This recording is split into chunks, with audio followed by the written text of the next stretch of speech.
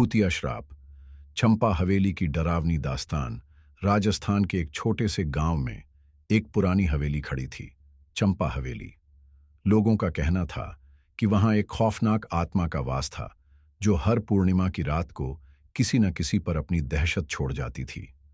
गांव के लोग हवेली के पास जाने से भी डरते थे, क्योंकि जिसने भी वहां कदम रखा वह या तो पागल हो गया या फिर गायब हो गया।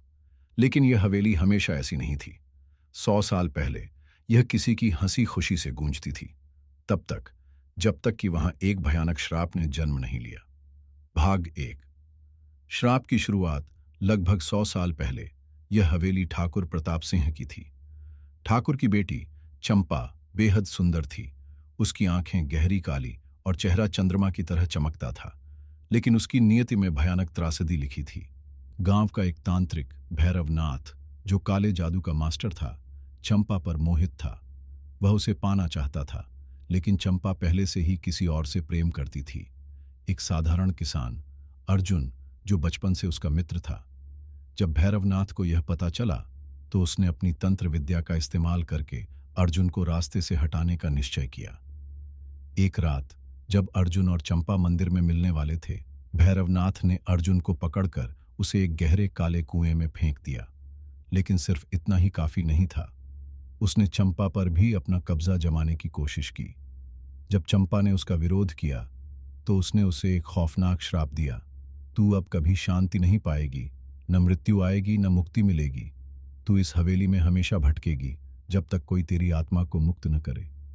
फिर उसने चंपा की हत्या कर दी और उसकी आत्मा को हवेली में कैद कर दिया। भाग 2। हवेली का आतंक। चंपा की आत्मा हवेली में कैद हो गई और तभी से वहां अजीब घटनाएं होने लगीं। कभी कोई लड़की के रोने की आवाज सुनता तो कभी किसी को हवेली के झरोकों से एक छायामयी आकृति झांकती दिखती। कई लोगों ने दावा किया कि उन्होंने एक दहशत भरी बेजान आंखों वाली लड़की को देखा, जो रात के अंधेरे में अपने लंबे उलझे बालों के पीछे से झांकती थी।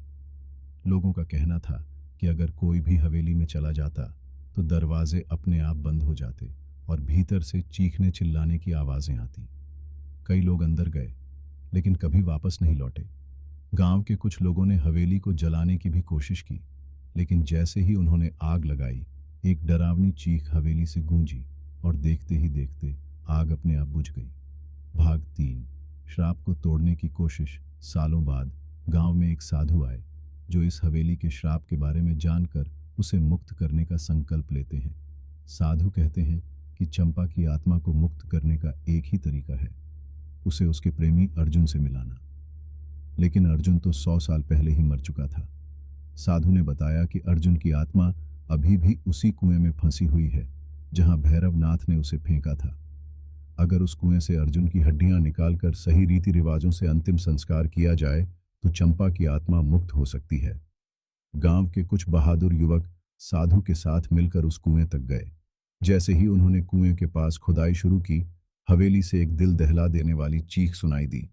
अचानक एक साया बिजली की तरह उनके पास आया।